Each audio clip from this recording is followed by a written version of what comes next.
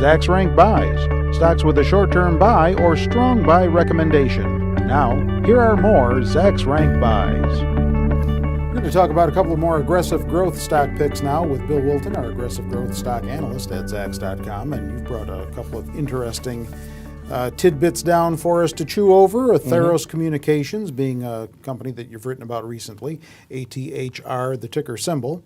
Wireless communications, correct? Yeah, they do wired and wireless for anything from PCs, network equipment, all the way down to consumer products. Okay. So they're in a lot of different areas. But recently they reported their quarterly earnings report on January 25th, which saw an 89% increase in revenue, which is obviously a fantastic growth rate there, up to $188 million. They also bolstered their balance sheet. They increased their cash position by about 4 times to over $400 million, which is important in a kind of a struggling economy. You need that flexibility to have the cash there because that way they can meet all their payments and do anything that they're going to need to do should sales start to slide. One thing that is rare for a Zacks rank buy, usually we focus on earnings surprises. They actually did miss, but following that report, analysts still went ahead and upwardly revised estimates despite the miss. So things are actually becoming a pretty good value to boot with that. We're seeing the PEG ratio is at about 1.0 on this. When I wrote the article, it was slightly less than that, but since the report, shares have gone on to keep up with those estimate revisions. So, we're seeing what we like to see, rising share price and rising estimates. Those are both very good indicators following a quarterly earnings report. They also had an acquisition in their recent past. Yeah. They finished their acquisition of Intelon. Yeah, and that's another good thing that I like to see. When companies are confident in their balance sheet and their future business prospects, they're going to go out and they're going to be the ones acquiring other companies. When they're more defensive and not sure about the upcoming business cycle, that's when they kind of sit on their cash, kind of take a wait and see attitude, cut their costs as much as they can, and try to remain more nimble. So these acquisitions are definitely a great sign. All right. Here you can see that the estimates are absolutely surging. After 18 revisions, the full year estimates for 2010 are up 33 cents to $1.53. Estimates for next year are up 44 cents to $1.73. And you can see that this is the highest their estimate projections have been in the past 5 years. All right. Then you also wrote recently about Danvers Bancorp, DNBK, the ticker symbol. They are a bank holding company? Yeah, what they do is they own several regional banks in a variety of different states.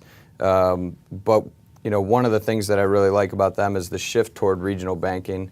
We're seeing a lot of the focus go away from these large Wall Street corporations down to the regional banks where they focus on the bread and butter businesses, those deposits and the non-deposit financial services rather than trading and things like that could be put under a lot of pressure from Washington, as we're seeing.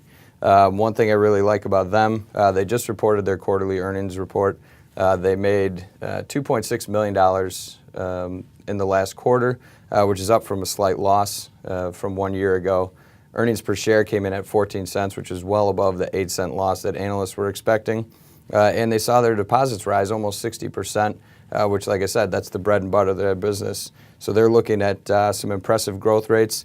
They've also newly acquired another bank corporation, which added 8 branches to their network, in addition to opening 2 on their own. So they're showing a nice combination of organic growth as well as growth through acquisition, which is a good balance to see. Right now, their estimates are up. We're looking at about 63 cents for 2010, which is an increase of about 10% since the report. 2011 estimates are coming in at about 82 cents. So these are impressive growth rates. We're looking at 103% and 30% respectively. How might new capital requirements, because you mentioned Washington a moment ago, how might new capital requirements impact these kinds of bank stocks?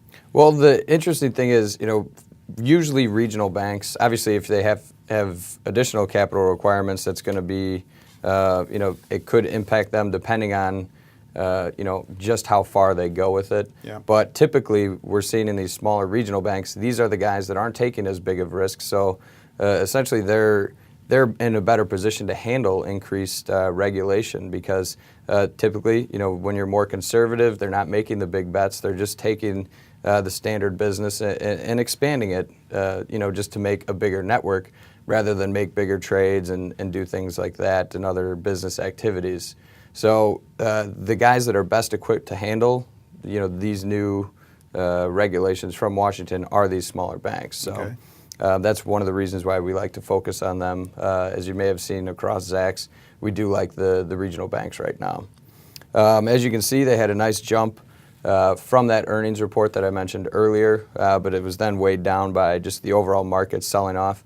But since then, the shares have returned to that level and are looking very positive. We've got some nice momentum and good trading action. All right, do you own either of these two? I do not. Check out more Zacks Rank Buy stock pick ideas for yourself on our homepage at Zacks.com. We put 4 new ones up there each business day for you, one in each of the investing categories written about by our analysts on Zacks.com. And with Bill Wilton, I'm Terry Ruffalo.